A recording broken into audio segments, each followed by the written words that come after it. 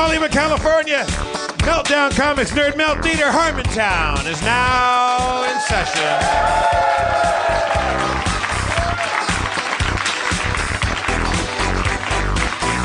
Please welcome to the stage the mayor of Harmontown, Mr. Dan Harmon.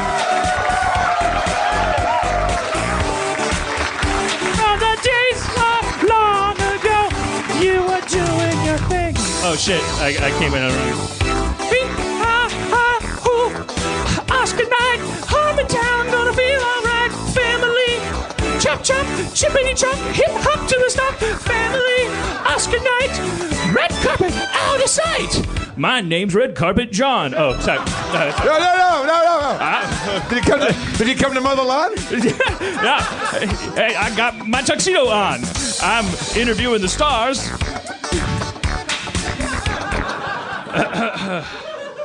Red Carpet John is Is he any relation to MC John, who mows the lawn? Of course. It's probably the same guy.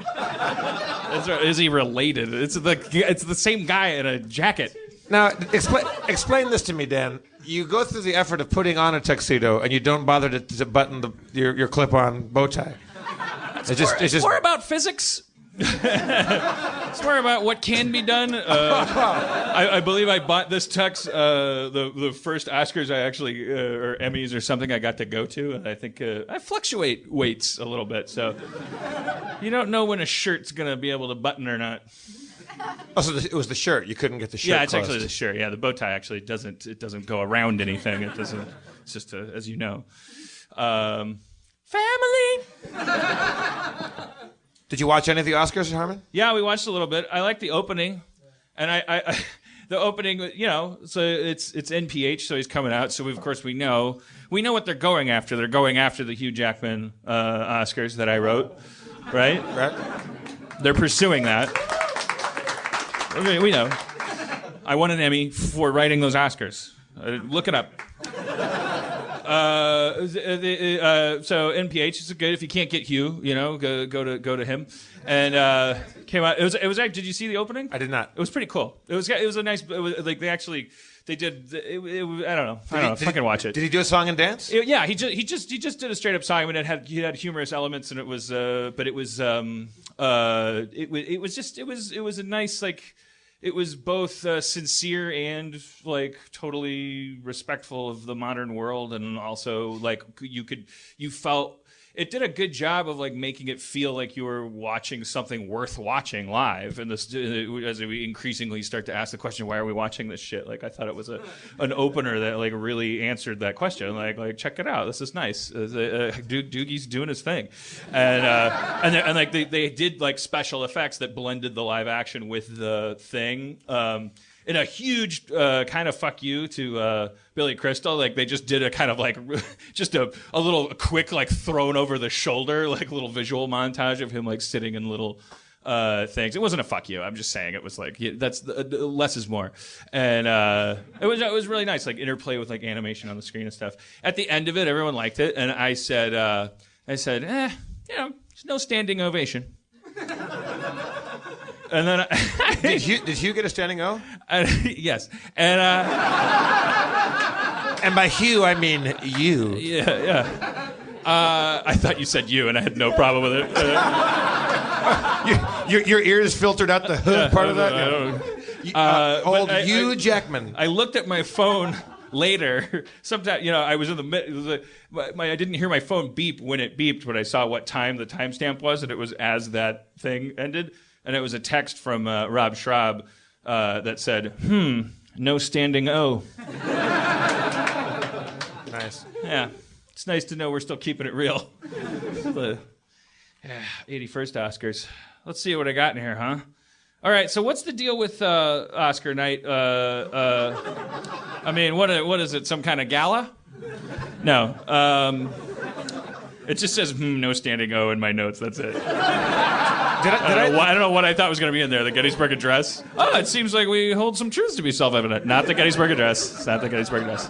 When you were at your Oscars, how many Oscars was that ago? How many years ago? Those are the 81st, so it's got to be 6 years ago now. And did you watch it from the wings, or were you out in the crowd, or? We were watching it I think I've told this story a lot. We were watching from a tiny old school CRT television backstage, and it was awesome because we were in these shitty rented tuxes because we didn't have time to go home, and they just they have this tux kind of service for all. There's so much crew that works on that show, so everyone's working really hard. So they just you get a number, and you go up to this wardrobe floor, and they just give you a tux for the night, if you're crew.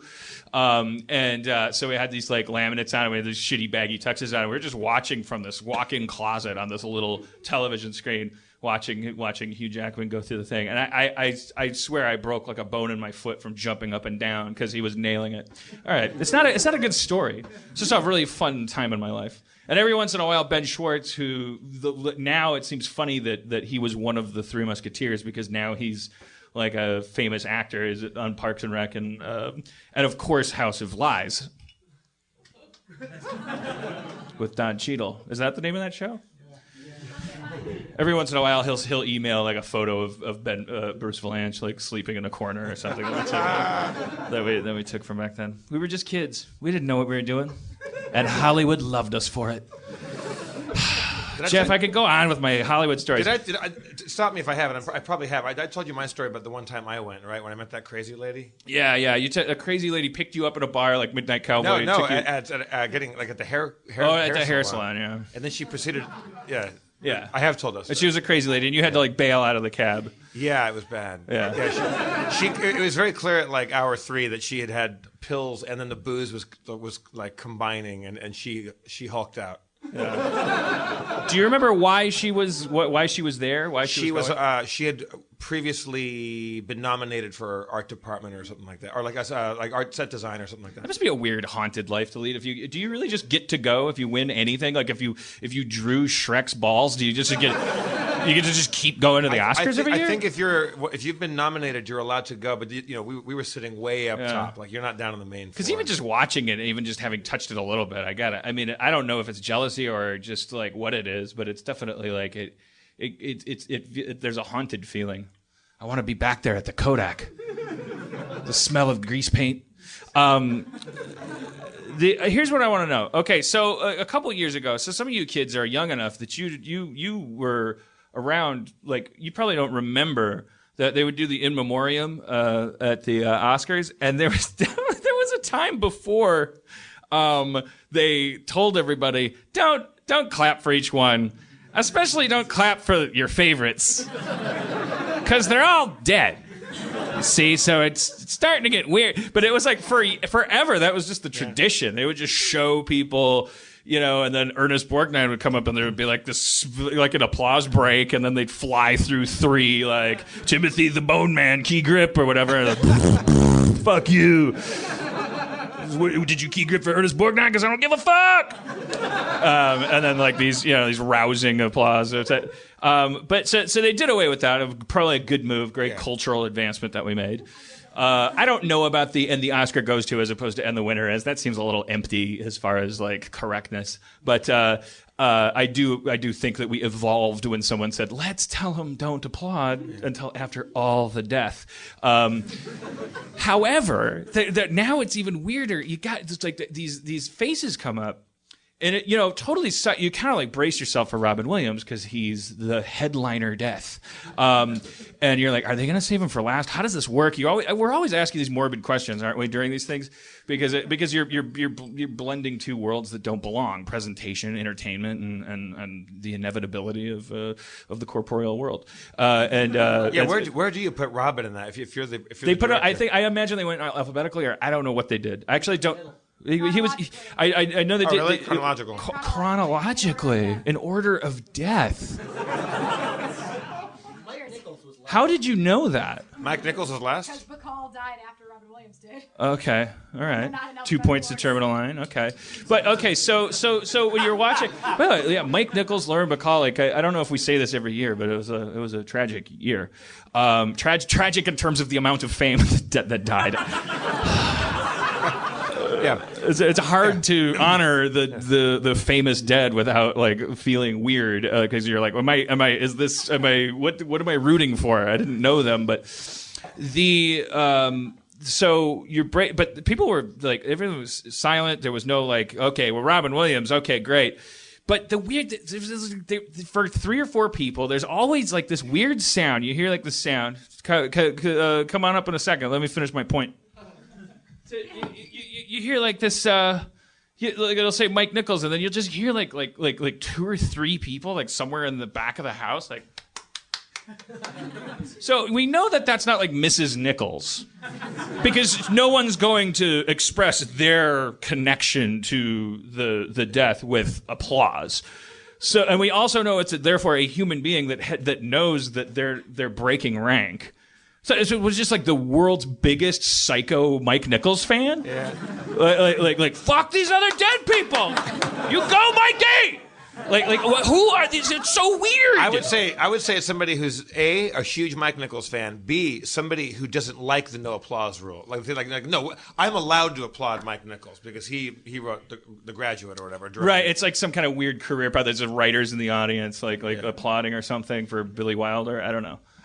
I don't know. I don't know either. I don't know. I don't know. I don't know. Are you a little ennui that you're not invited back this year? That you're not? No.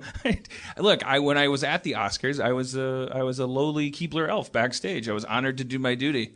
I wrote a little bit of patter for Jack Black and Jennifer Aniston, and I wrote that Emmy-winning opening. And thank you. Thanks. If you want to look it up, I won an Emmy for writing the Oscars, which is kind of cool. Can you sing a little bit of it for us? You remember your favorite line from it? Everything is awesome. Everything. I can't remember. The Lonely Island guys were on stage tonight at the Oscars. Jack Black was in the opening. Wow. He Kanye'd the NPH opening. It was kind of fun. He did like a sort of pseudo Jack Black rap about. It was fun. I find myself wondering if they wrote that for Kanye. And then got Jack to do it, and Jack said, "I can't rap." And then they're like, "Well, kind of sing rap." Like, if you watch it, like, I feel like we're kind of hoping that Kanye could come and just watch it. And we were in line in the rain, Dan. We weren't late.